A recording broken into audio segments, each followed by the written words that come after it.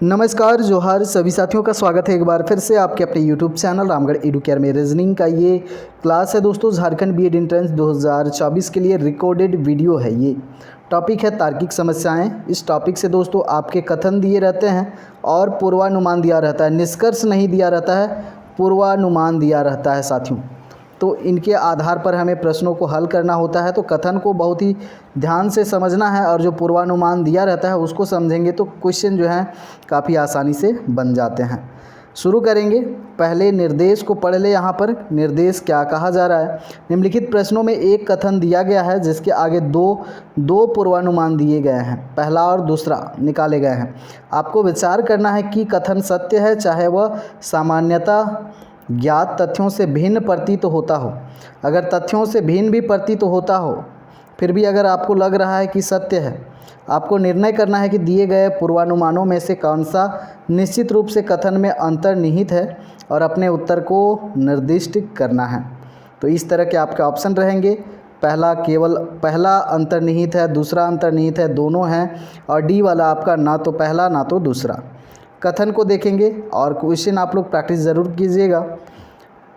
पहला कथन यहाँ पर देखेंगे क्वेश्चन का। अयोध्या का विवाद 350 वर्षीय पृष्ठभूमि वाला है जो अल्पकाल में हल नहीं हो सकता। ये हमारा कथन है। अब यहाँ पर अनुमान लगाया गया है। क्या अनुमान लगाया गया है? अयोध्या के विषय में कुछ समस्याएं हैं, समस्या के हल में लंबा समय लगेगा। अब ध्यान से देखें, यहाँ पर 350 वर्षीय पृष्ठभूमि वाला है, अल्पकाल में हल नहीं हो सकता, मतलब कम समय में ये विवाद जो है हल नहीं हो सकता। तो जो अनुमान पहला वाला है कि कुछ समस्या होगा, समस्या है तभी तो विवाद है, मतलब पहला वाला जो यहाँ पर पूर्वानुमान है ये सही होगा। समस्या के हल में लंबा समय लगेगा, बिल्कुल यहाँ पर साफ बताया गया है कि अल्पकाल में ये हल नहीं होगा। तो ये दोनों के दोनों जो पूर्वानुमान हैं ये सही हैं, यानी कि सी वाला ऑप्शन होगा करेक्ट आंसर, जिसमें आपका पहला दूसरा दोनों जो हैं अंतर्निहित हैं। तो इस तरह से सी ऑप्शन होगा करेक्ट आंसर। अगले सवाल को देखेंगे। मैं जब भी परेशानी में होता हूँ प्रभु का स्मरण करता हूँ। ये हमारा कथन है। अनुमान लगाया गया है प्रार्थना से समस्याएं हल हो सकती हैं। देखिए यहाँ पर क्या बोला है, जब मैं परेशानी में होता हूँ प्रभु का स्मरण करता हूँ। स्मरण करता हूँ ये व्यक्तिगत मामला है। अब यहाँ पर प्रार्थना से समस्याएं तो हल नहीं हो सकती हैं, ये बात तो आप भी जानते हैं अगर लॉजिकली समझे तो ये नहीं हो सकता। मनुष्य का परम कर्तव्य प्रभु की प्रार्थना है। परम कर्तव्य अपना कर्म करना है कि आप अपना कर्म ईमानदारी से करें, सिर्फ प्रभु की प्रार्थना ही आपका परम कर्तव्य नहीं है।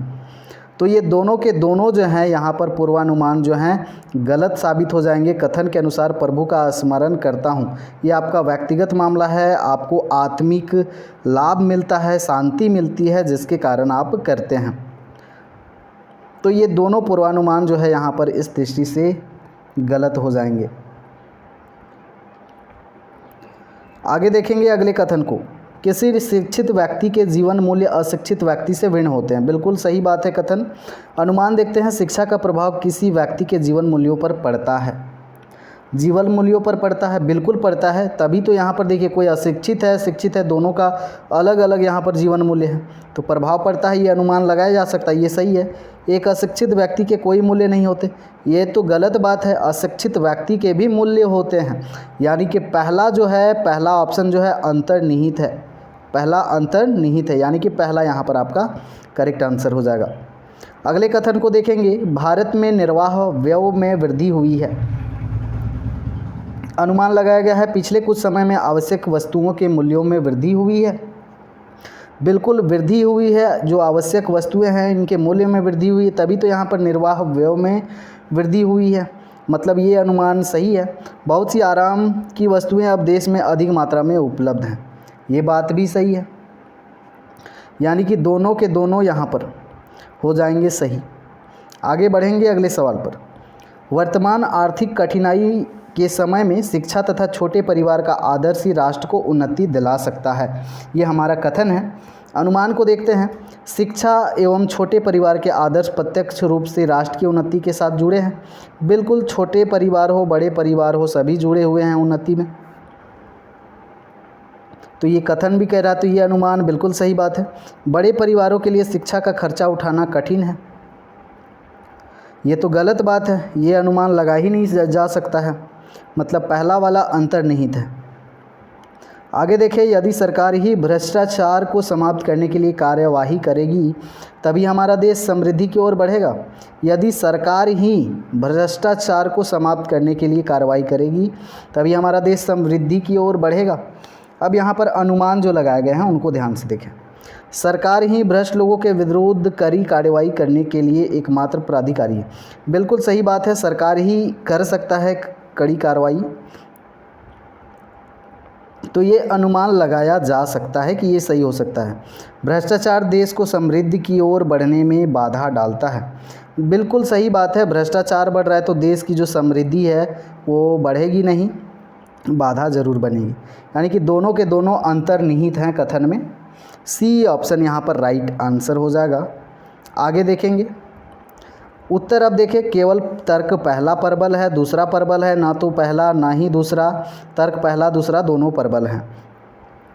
अब यहाँ पर देखें, हमें स्कूल में यौन शिक्षा देनी चाहिए? क्या हमें स्कूल में यौन शिक्षा देनी चाहिए? अब देखते हैं यहाँ पर पहला जो यहाँ पर पूर्वानुमान है, हाँ निश्चित ही सभी प्रगतिशील देश ऐसा करते हैं। बिल्कुल सही बात है, तो पहला सही हो जाएगा। नहीं, कम से कम सह शिक्षा वाले स्कूलों में नहीं, कम से कम सह शिक्षा वाले स्कूलों में नहीं। तो यहाँ पर देखिए,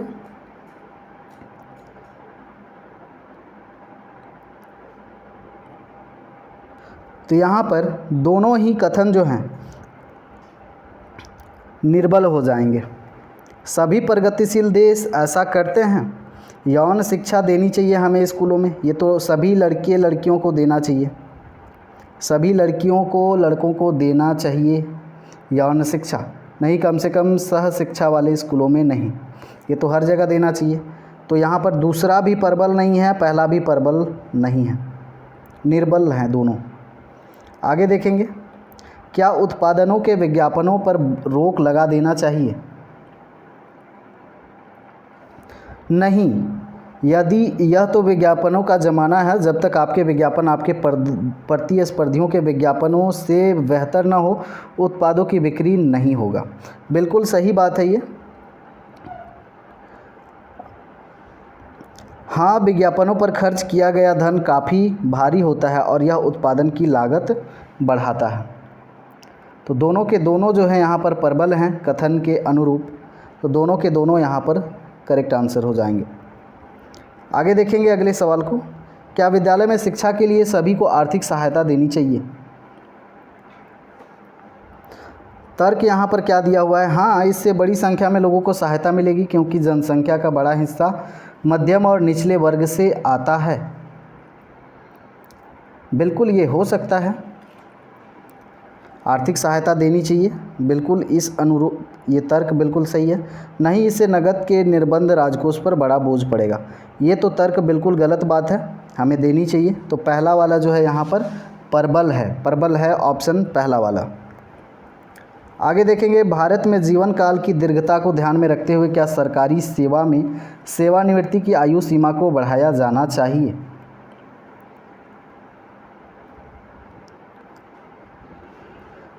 हाँ, दूसरे देशों ने पहले ही ऐसा निर्णय ले लिया है। तो यहाँ पर तुलना हो रहा है दूसरे देशों की।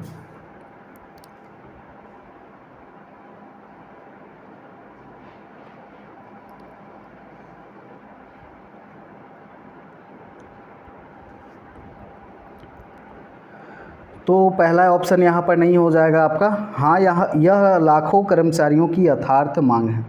अब लाखों कर्मचारियों की यथार्थ मांग है, इसका मतलब ये नहीं है कि सेवानिवृत्ति की आयु को बढ़ाया जाए, बाकी लोगों को भी ध्यान में रखना है। तो दोनों के जो दोनों तर्क हैं यहाँ पर गलत हो जाएंगे आपके।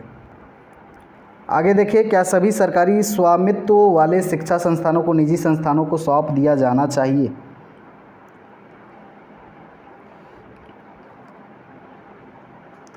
पहला देखते हैं तर्क, हाँ इन संस्थानों के शिक्षा स्तर में सुधार होगा। बिल्कुल ये हो सकता है, शिक्षा स्तर में सुधार हो सकता है। नहीं, इन संस्थाओं में शिक्षा का स्तर गिरेगा। निजी संस्थानों को सौंपेंगे तो स्तर तो नहीं गिरेगा, यानी कि ये जो है निर्बल है, ये प्रबल है आपका।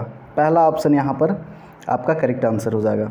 पहला तर्क, क्या भारत में पटाखों के उत्पादन पर पूर्णतया प्रतिबंध होनी चाहिए?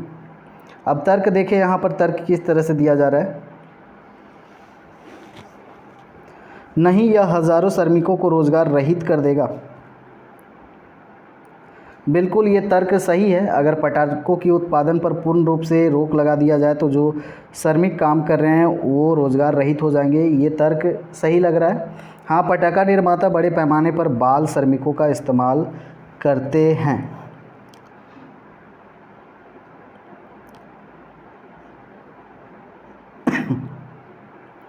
अब देखिए, ये तो 100% सही बात है कि हज़ारों जो रोज़गार हैं वो रोज़गार रहित हो जाएंगे, जो काम करने वाले श्रमिक हैं। दूसरा देखें, हाँ पटाखा निर्माता बड़े पैमाने पर बाल श्रमिक का इस्तेमाल करते हैं।